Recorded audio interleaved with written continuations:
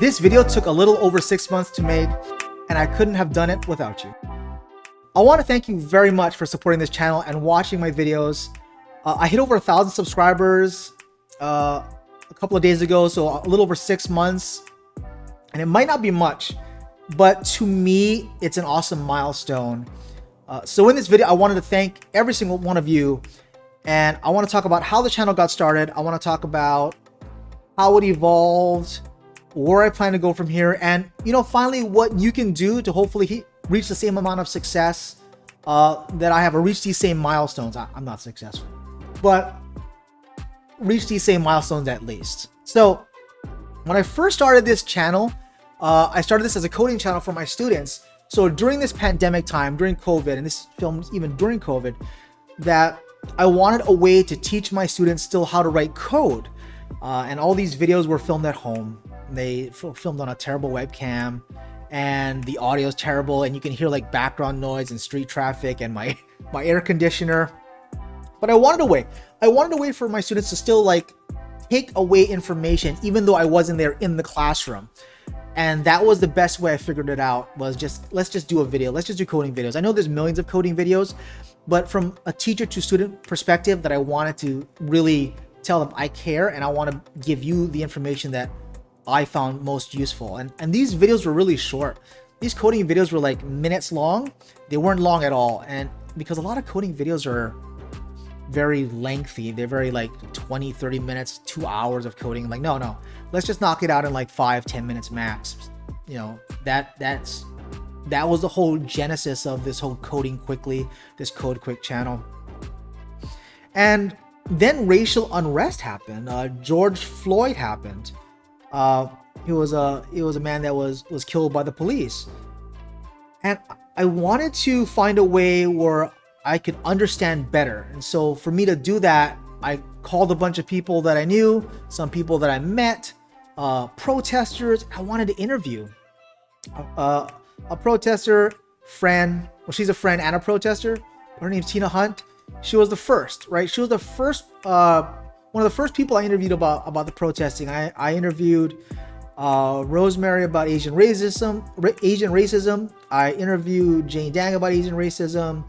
Alana Bryan, Kristin Clark, and these people really helped me with these videos and these interviews to understand what was happening. Hana, can't forget about her.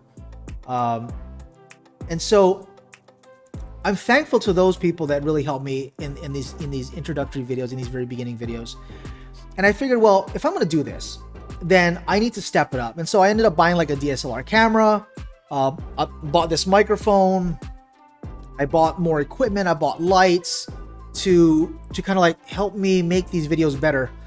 And then I learned how to use like editing software. I learned how to, use Shotcut and things like that. And that's kind of learn how to edit. I learned about lighting. I learned about aperture and I never really knew any of this. This is like all stuff I had to learn quickly to evolve to make this. I didn't even know how to start a YouTube channel at the time, but it was easy. So after I did like that first set of videos, I realized that I couldn't keep filming at my house because I said earlier, you can hear the AC, you can hear everything. And the street noise to me was very bothersome. Like cars would honk or like rev the engine as I'm recording, and then I would have to stop and then start all over again. And it just really threw me off. So a friend of mine, Brent, said, why don't you check out co-working space? So I checked out these co-working spaces, and Hub Coworking Hawaii, George at Hub Coworking Hawaii was really generous. And he said, look, we're gonna provide you with space so you can come and record. And that's great. So some of the videos that you see me at like a location that is at Hub Coworking. Their furniture is great, their lighting's great, everything's great. And the people are super nice. They gave me a place to record, and I was so gracious that I got that opportunity to do that, to step up the quality of video that I was producing.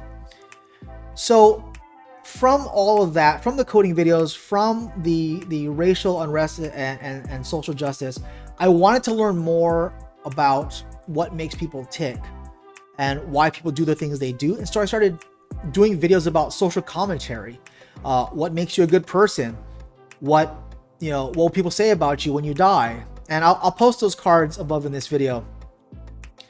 And after that, you know, I said, this is really growing. And so I really wanted kind of like this space of my own. So we ended up building out this studio space. All this lighting, all this desk work, all this furniture was gifted and donated.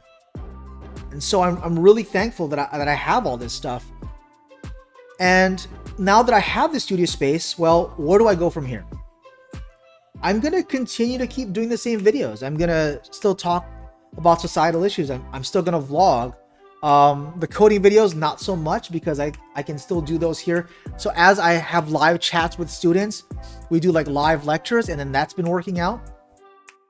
But I still want to talk about, you know, human behavior, and even the things that I have trouble understanding is something that I want to talk about. Like it's helpful for me to talk to you about some of the things that I'm thinking about, because I want to know what you think.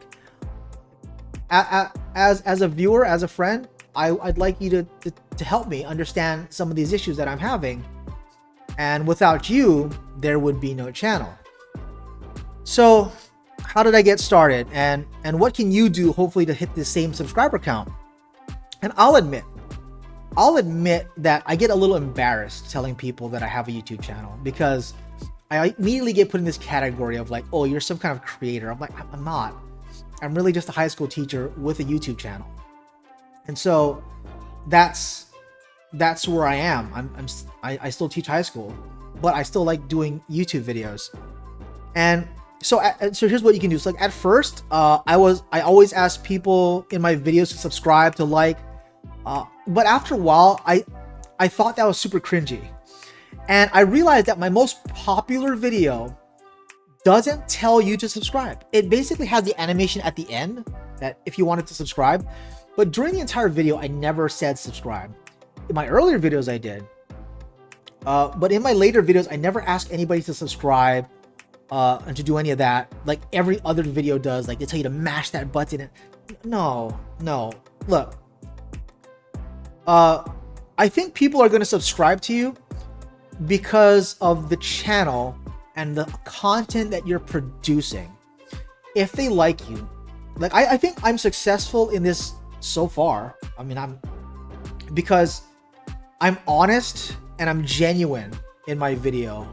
I don't try to sell things. I just talk about things. And maybe that's something that you could do in your videos as well. If you just be honest about things, then maybe you'll hit the same number, right? I think some of the best YouTube videos are people being honest and genuine. You know, that's the kind of audience that I'm going for is you, someone who appreciates an honest, genuine conversation. And I think that's why you're here. That's why you're still watching this. And that's why I appreciate having you here. And you know, it's okay for you to invest a lot of time in researching cameras and editing softwares like I did. I invested a lot of time, a lot of effort looking at cameras and lenses and things like this. And that's maybe something that you could do as well if you're starting out, is how do you make it look better? And so, for example, I'm shooting this on a Canon M50 with a 50mm lens. I have a dedicated softbox light. I've got these fill lights. I've got accent lights behind me.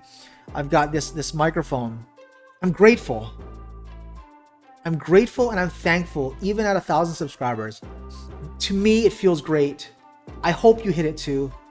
And if you can feel the same thing that I'm feeling, then that would make me really happy.